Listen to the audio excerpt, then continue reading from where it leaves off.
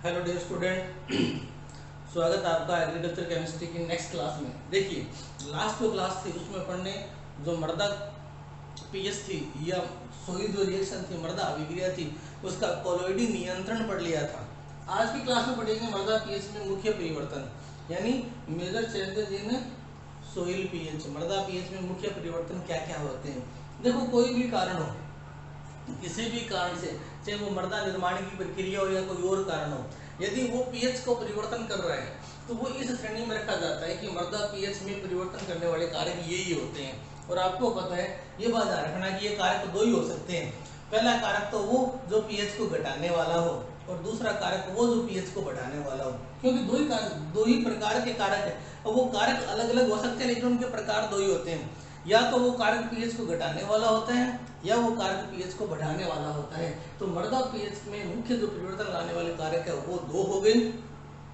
जो पीएच को घटाने वाला है वो अम्लता को बढ़ा रहा है, तो उसे बोलते हैं अम्ल उत्पादक कारक। और पीएच को बढ़ाने वाला क्षारीयता को बढ़ा रहे हैं, तो उसे बोलते हैं भस्म उत्पादक कारक। तो मुख्य रूप से मृदा पीएच में परिवर्तन करने वाले जो कारक है उनको दो श्रेणियों में पढ़ते हैं।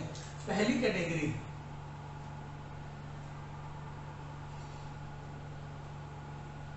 अम्ल उत्पादक कारक। वो सारे कारक जो या तो अम्लों को पैदा करते हैं, या अम्लीयता को बढ़ाते हैं, या क्षारीयता को घटाते हैं, वो इसमें आते हैं। और दूसरी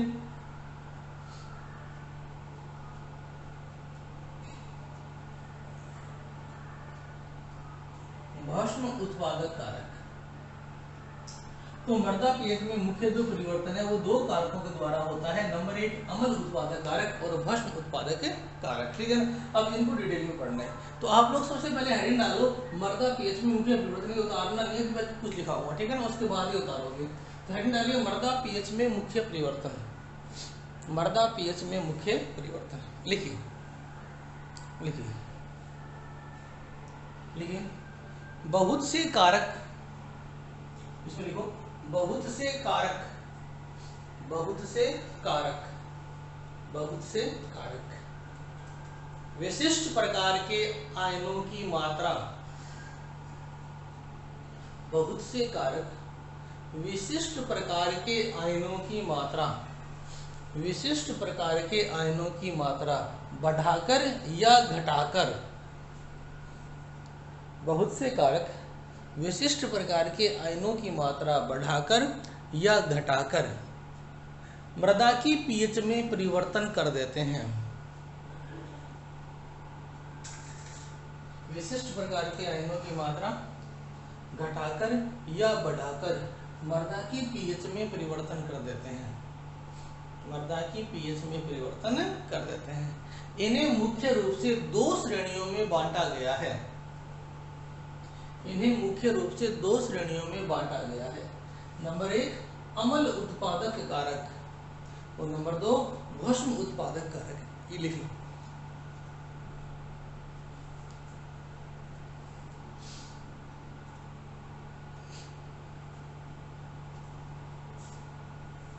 नंबर एक अम्ल उत्पादक कारक और नंबर दो भस्म उत्पादक कारक। लिख ली।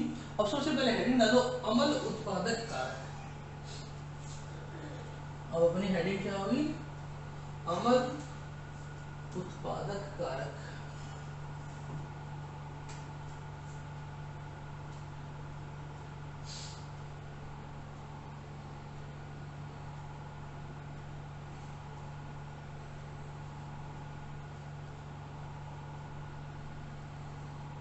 अम्ल उत्पादक कारक, ठीक है ना? जैसे अंग्रेजी में शब्द देख लो, अम्ल का एसिड होता है, उत्पादक का फॉर्मिंग होता है, फैक्टर्स, एसिड फॉर्मिंग फैक्टर्स, अम्ल उत्पादक कारक, एसिड फॉर्मिंग फैक्टर्स, ठीक है ना? देखो, इसमें वो सभी आएंगे जो मृदा में किसी न किसी प्रकार से कार्बनिक या अकार्बनिक, किसी न किसी प्रकार से कार्बनिक या अकार्बनिक अम्लों की मात्रा को बढ़ाते हैं। जो H+ या Al+3 आयनों की मात्रा को बढ़ाते हैं और जो भस्मों की मात्रा को घटाते हैं, वो सारे के सारे किसमें आते हैं? अम्ल उत्पादक कारक की श्रेणी में आते हैं। ठीक है ना? तो लिख लो, अम्ल उत्पादक कारकों की श्रेणी में, अम्ल उत्पादक कारकों की श्रेणी में उन सभी को रखा जाता है, अम्ल उत्पादक कारकों की श्रेणी में उन सभी को रखा जाता है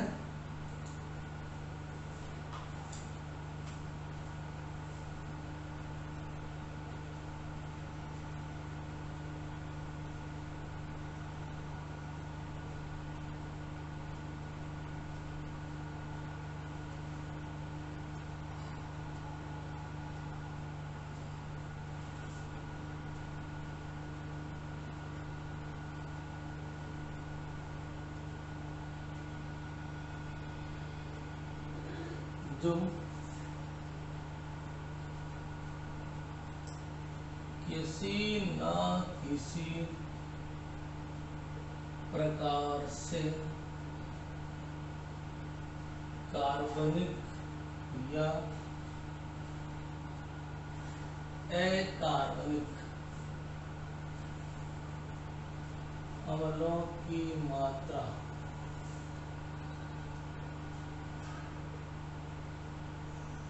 मृदा में बढ़ाते हैं या H+ या Al+3 आयनों की मात्रा मृदा में बढ़ाते हैं या भस्म आयनों की मात्रा मृदा में घटा देते हैं।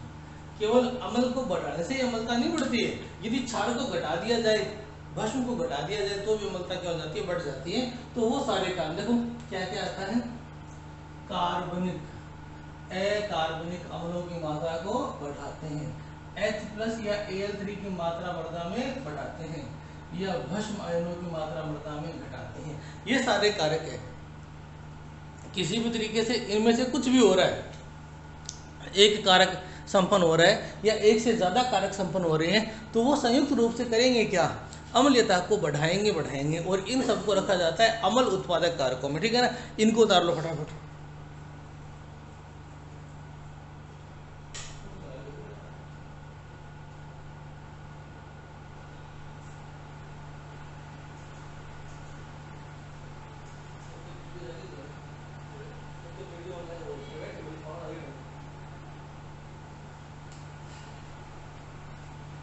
तो किसी भी प्रक्रिया में यदि कार्बनिक या अकार्बनिक अम्लों की मात्रा बढ़ा दी जाती है, हाइड्रोजन या एल्यूमिनियम आयनों की संख्या बढ़ा दी जाती है और भस्म आयनों की संख्या घटा दी जाती है, तो वो सारे के सारे क्या होते हैं? अम्ल उत्पादक कारकों की श्रेणी में आते हैं।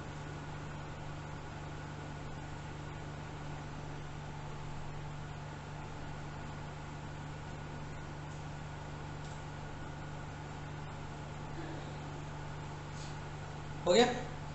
अब देखो जी, अब इनको एक एक करके पढ़ेंगे। ठीक है ना? सबसे पहले नंबर ए,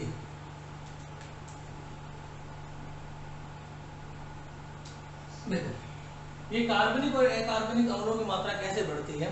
सबसे पहले कार्बनिक की बात करते हैं। यदि कोई कार्बनिक यौगिक है, किसी भी प्रकार का कार्बनिक यौगिक है, जैसे ह्यूमस हो गया या कोई भी जैविक पदार्थ हो गया, यदि वो मृदा में जाके विच्छेदित होता है, तो जब भी वो विच्छेदित होगा, टूटेगा, उससे CO2 निकलेगी और वो जो CO2 है वो हमेशा पानी में घुल के कार्बनिक अम्ल का निर्माण कर देती है, जो एक प्रकार का कार्बनिक अम्ल है। यहाँ कुछ मात्रा में अकार्बनिक अम्ल भी मुक्त किए जाते हैं, लेकिन अधिकांश रूप से ये कार्बनिक पदार्थों का क्या है? सोर्स है। तो वो क्या करेंगे? अम्लता को क्या करेंगे? बढ़ाएंगे। ठीक है ना? तो देखो ए श्रेणी में क्या रखेंगे? कार्बनिक अम्ल के बारे में बताना है। ठीक है ना? तो क्या लिखेंगे? देखना, सामान्यतया कार्बनिक पदार्थों के अपघटन पर कार्बनिक व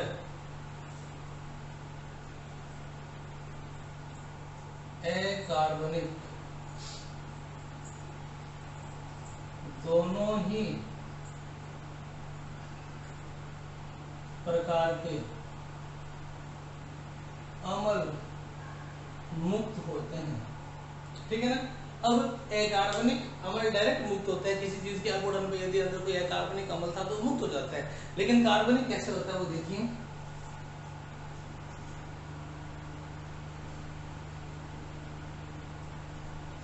कार्बनिक पदार्थ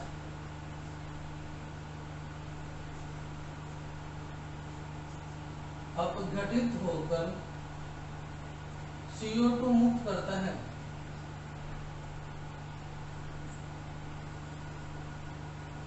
जो पानी में घुलकर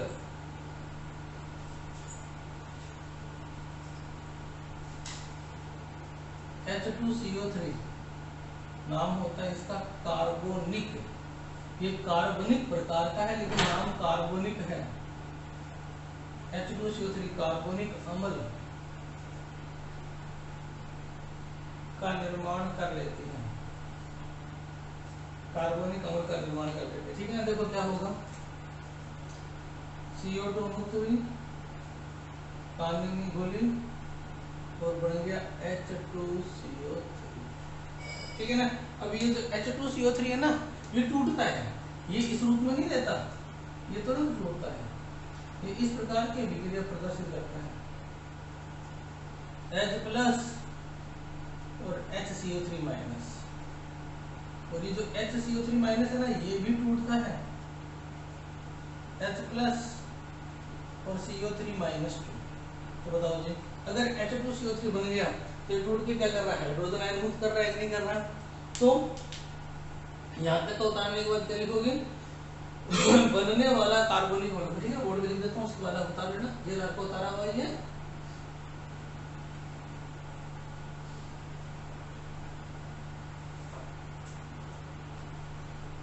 ये उतारने के बाद यहाँ से स्टार्ट करना है आपको। तो यहाँ क्या लिखोगे, यहाँ बनने वाला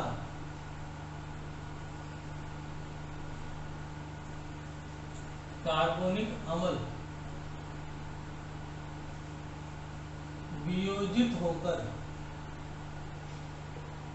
H प्लस आयन मुक्त करता है, जो मृदा की अम्लीयता को बढ़ा देते हैं व pH का मान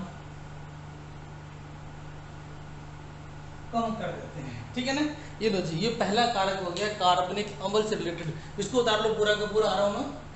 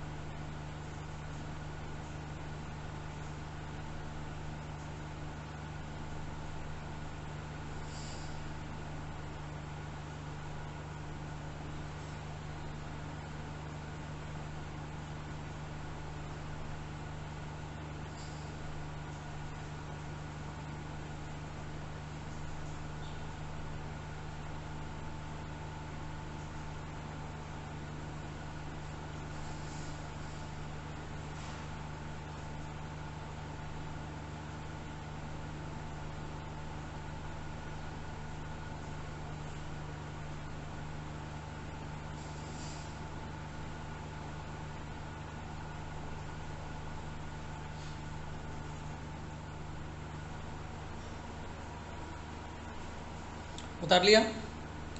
सामान्यतः कार्बनिक पदार्थों के अपघटन पर कार्बनिक व अकार्बनिक दोनों ही प्रकार के अम्ल मुक्त होते हैं। कार्बनिक पदार्थ अपघटित होकर CO2 मुक्त करता है, जो पानी में घुलकर H2O CO3 यानी कार्बनिक अम्ल का निर्माण कर लेती है। तो CO2 प्लस H2O क्या बन गया? H2CO3। और ये H2CO3 विघटित होकर क्या कर रही है? हाइड्रोजन आयन मुक्त कर रही है। ये हाइड्रोजन आयन जो होता है ये मृदा की अम्लता को बढ़ाता है और pH का मान क्या कर देता है? कम कर देता है। तो अम्ल उत्पादक कारकों में पहला क्या आ गया? कार्बनिक अम्ल किस प्रकार से मुक्त होता है? ध्यान रखना, कार्बनिक अम्ल कार्बनिक पदार्थों के विघटन से मुक्त होता है। कार्बनिक पदार्थों के विघटन से CO2 मुक्त होगी और वही CO2 पानी में घुल के क्या बना देती है? H2CO3। तो हो गया। चलो अब दूसरी बात करते हैं अकार्बनिक अम्ल की। वो कहां से आते हैं?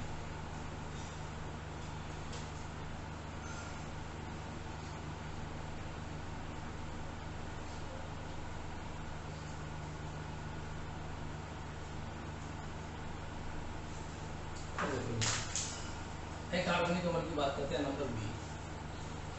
देखो अकार्बनिक अम्ल क्या होता है, मैं ये लिख देता हूं। अकार्बनिक अम्ल में आएगा H2SO4, HNO3 और HCl।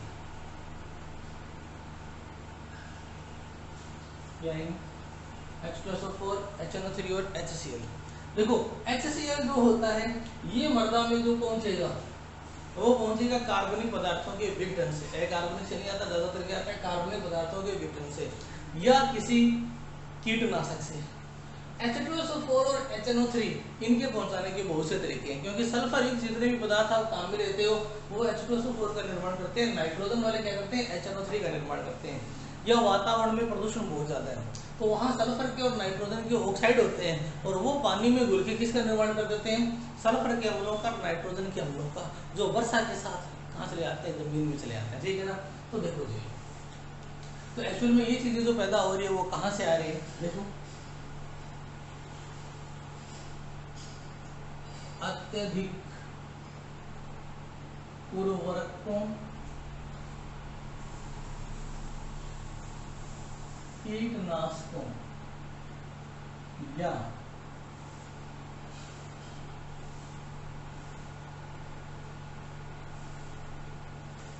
अत्यधिक उर्वरकों, कीटनाशकों या वातावरणीय प्रदूषकों के कारण मुख्य रूप से अकार्बनिक अम्लों जैसे H2SO4, HNO3, HCl इत्यादि का निर्माण होता है।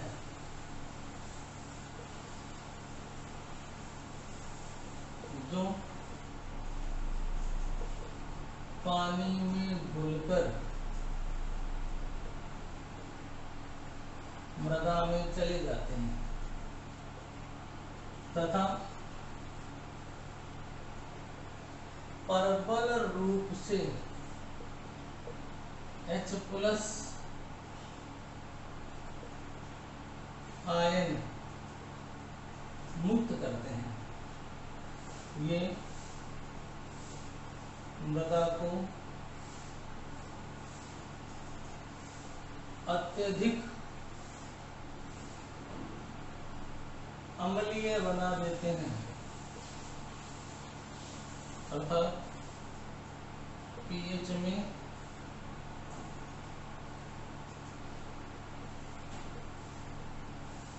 अत्यधिक कमी लाते हैं।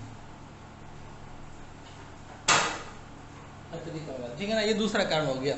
ये ज्यादा कीटनाशकों का उपयोग, उर्वरकों का उपयोग या जो वातावरणीय प्रदूषक है ना उनसे होता है। ठीक है ना? उतार लो फटाफट।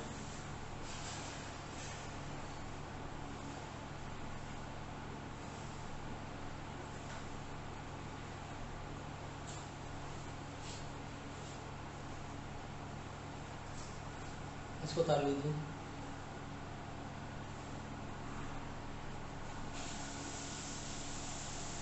प्रदूषण ज्यादा है, आपने सुना होगा एसिड रेन, अम्लीय वर्षा, तो अम्लीय वर्षा भी आगे जाके क्या करती है, मृदा को क्या बना रही है, अम्लीय बना रही है।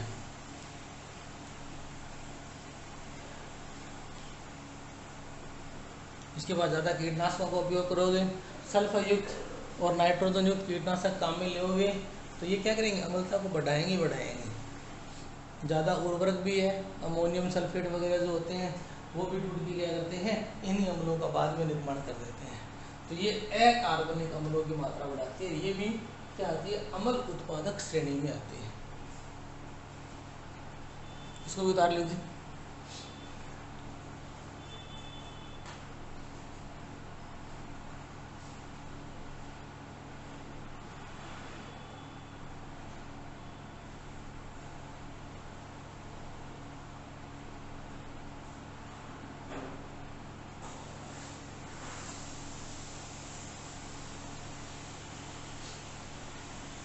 हो गया। अब देखो जो तीसरा कारक है, तीसरा कारक जो है ना वो भी अम्लता को बढ़ा रहा है, वो तीसरा कारक क्या है वो देखिए।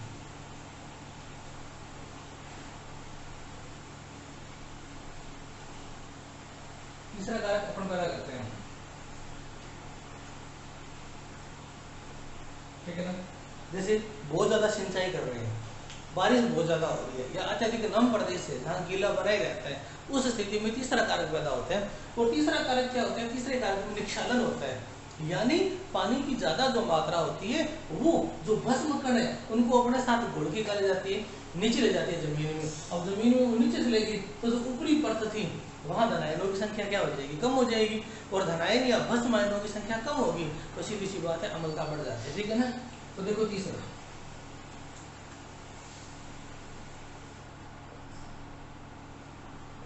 अत्यधिक नम क्षेत्र, अधिक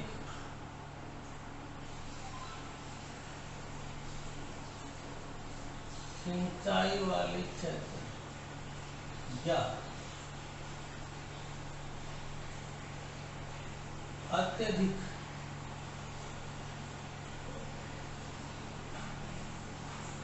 वर्षा वाले क्षेत्रों में निक्षालन, ये इम्पोर्टेंट है, निक्षालन के कारण मृदा में ऊपर स्थित भस्म आयन पानी के साथ घुलकर मृदा के निचले स्तरों में चले जाते हैं,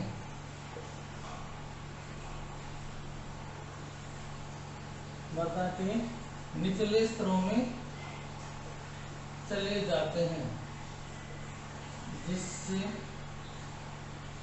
मृदा में भस्म आयनों की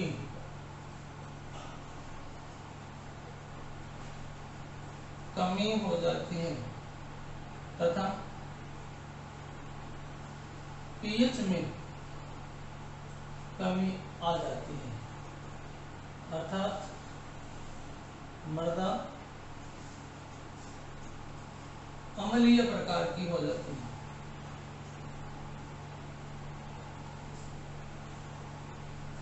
तो ये सारे कारण हो गए जिन्हें हमने अम्ल उत्पादकों की श्रेणी में रखा है। भी कैसे न कैसे करके, चाहे तो कार्बनिक अम्ल की मात्रा बढ़ा के, चाहे अकार्बनिक अम्ल की मात्रा बढ़ाकर, चाहे भस्म आयनों की मात्रा घटाकर मृदा की पीएच को क्या करना है, कम करना है, अम्लता को बढ़ाना है, वो सारे किसमें आते हैं, अम्ल उत्पादकों की श्रेणी में। अब इसको फटाफट उतार लीजिए। आज के लिए इतना ही होगा, कल की जो क्लास होगी उसमें पढ़ेंगे भस्म उत्पादक कारक, यानी ये कारक अगर अम्लता को बढ़ा रहे हैं तो फिर क्षारीयता को क्या बढ़ाएंगे, ठीक है ना, कौन से कारक बढ़ाएंगे, ये उतार लो पूरा, उसके बाद में क्लास होगी, ठीक है ना। ओके बाय, उतार लेना पूरा।